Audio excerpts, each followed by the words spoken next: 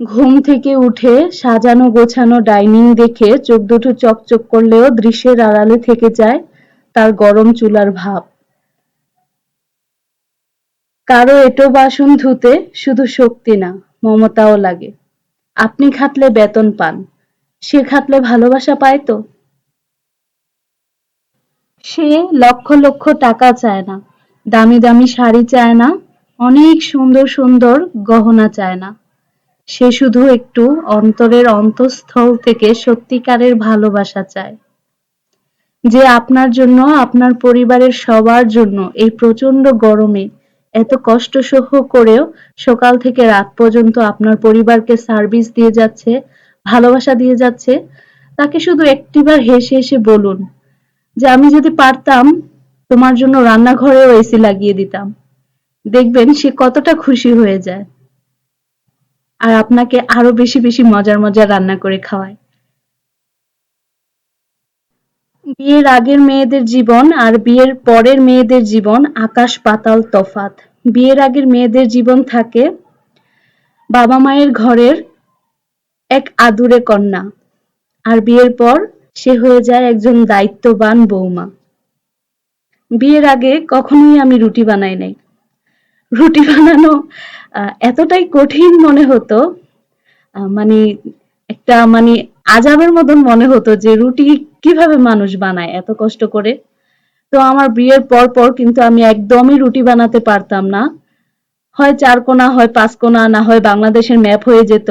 আর অথবা কখনো যদি দেখা যেত গোলগাল ঠিকই হয়েছে, কিন্তু খেতে গিয়ে দেখা যেত যে দাঁত ভেঙে যাওয়ার উপক্রম। কিন্তু মাশাআল্লাহ এখন দেখেন কত সুন্দর করে রুটিগুলো ফুলে। দেখে আমার মাঝে মাঝে খুব শান্তি লাগে, হাসিও পায়। আগের কথা মনে পড়ে যে আগে রুটি বানাতে পারতাম না, ফুলতো না। তো তখন কিন্তু নিজের কাছে খুব খারাপ লাগতো যে এরকম বাঁকা তেরা রুটি বানিয়ে হচ্ছে খাওয়াতে হচ্ছে। আর এরকম মানে কোন একটা জিনিস যখন আমরা খুব ভালোবেসে তৈরি করি আর সেটা যদি খারাপ হয়, তখন অন্যদের কাছে যতটা না খারাপ লাগে, আমাদের নিজেদের কাছে কিন্তু আরো বেশি খারাপ লাগে। মায়ের করলা তরকারিটা অনেক বেশি পছন্দ। 1/2 কেজি করলা আনছিলাম, তো 3টা উঠছিল, 2টা দিয়ে হচ্ছে গতকালকে তরকারি রান্না করা হয়েছে। এখন আছে একটা, একটা দিয়ে তো আর হবে না, এই জন্য আসলাম ছাদের ওপরে। ছাদের ওপরে একটা ছোট করলার গাছ আছে, দেখি এইখান থেকে 2-3টা পাই কিনা। তারপর পেয়েও গেছি, এই যে মাটির সাথে একটা মিশে আছে, তো এটা খেয়ালই করি নাই। তো 3-4টা উস্তা পেরে নিয়ে হচ্ছে মাকে দিলাম, ওইটার সাথে হচ্ছে মিশিয়ে রান্না করে নিবে। ওই দিনকে করলা হচ্ছে পোয়া মাছ দিয়ে রান্না করছিলাম, আজকে শুটকি দিয়ে রান্না করা হবে। আর মিষ্টি কুমড়া কেটে নিতেছে, মিষ্টি কুমড়া দিয়ে হচ্ছে ব্রিকেট মাছ দিয়ে ভেজে রান্না করা হবে। মিষ্টি কুমড়া, চাল কুমড়া, তারপর লাউ, এই ধরনের সবজিগুলা খেতে আমার ভীষণ ভালো লাগে। আর এই প্রচন্ড রোদের মধ্যে যখন ছাদের উপরে গিয়েছিলাম উস্তাগুলো আনতে, তখন মনে হয় 9:30টার মতো বাজে, কিন্তু রোদ দেখে মনে হচ্ছিল যেন ঠিক যেন দুপুর 2টা। এজন্য হচ্ছে বাহিরে আমাদের জমির লম্বা বেগুনের গাছ থেকে অনেকগুলা বেগুন পেড়ে আনছি, কিন্তু সেটার ক্যাপচার করিনি। এত রোদ, এত গরম, শুধু দৌড়িয়ে গিয়েছি, তাড়াতাড়ি করে পেড়ে ঘরে চলে আসছি। তবুও তো আমরা সারাদিন ঘরের ভেতরেই থাকি, আর যারা একটু দিনমজুর, ডেইলি লেবার, রিক্সা চালক, অটোওয়ালা, সিএনজিওয়ালা সারা দিন রোডের মধ্যে থাকে, কাজ করে কত রকমের কাজ। তো এই গরমে তাদের অবস্থা কিরকম। তো যাই হোক, মিষ্টি কুমড়াগুলো ভেজে নেওয়া হচ্ছে আজকে, মানে ভেজে রান্না করা হবে মাছ দিয়ে। এই প্রচন্ড গরমে বেশি করে যে মন চায় যে রান্নাঘরে আর নাই ঢুকি, একদিন রান্না করে যদি কয়েকদিন খাওয়া যেত তাহলে বোধহয় অনেক ভালো হতো। কিন্তু এই প্রচন্ড গরমের কারণে দেখা যায় যে দুপুরে রান্না করলে সেই খাবার রাতেই খাওয়া যাবে না, মানে গরমে নষ্টই হয়ে যাবে সবকিছু। এত গরম, গরমের মধ্যে কিন্তু ভাতও ভালো থাকে না, মানে তরকারিও কিন্তু ভালো থাকে না। আর আমাদের ফ্রিজটা মনে হয় যে কখন জানি নষ্ট হয়ে যায়, ঠিক এরকমই একটা অবস্থায় আছে ফ্রিজটা। আর আমার মোবাইলটাও আজকে কয়েকদিন ধরে শুধু ডিসপ্লেটা মানে ফাল ফাটতেছে, মানে আলোটা শুধু বাড়ি খাচ্ছে, জানি না কখন মোবাইলটাও নষ্ট হয়ে যায়। তো প্রিয় আপু ভাইয়েরা, এত কষ্ট করে গরমের মধ্যে ফ্যান বন্ধ করে ভয়েস ওভার দিতেছি, প্লিজ একটি লাইক দিয়ে দিবেন, আর যদি ব্লগটি দেখে ভালো লাগে তাহলে একটি মিষ্টি কমেন্ট করে যাবেন, আর চ্যানেলটি সাবস্ক্রাইব করে যাবেন। অনেকেই কিন্তু ভাবতে পারেন যে রান্না বান্না শিখায় আমাগো, আমরা যেমন রান্না বান্না পারি না। তো আমি কিন্তু আপনাদেরকে রান্না বান্না শিখাই না, আমি যেরকম ভাবে রান্না করি, আমরা যেরকম ভাবে রান্না করি কাজ টাজ করি সেগুলাই কিন্তু একটু একটু করে আপনাদের সাথে শুধু শেয়ার করি।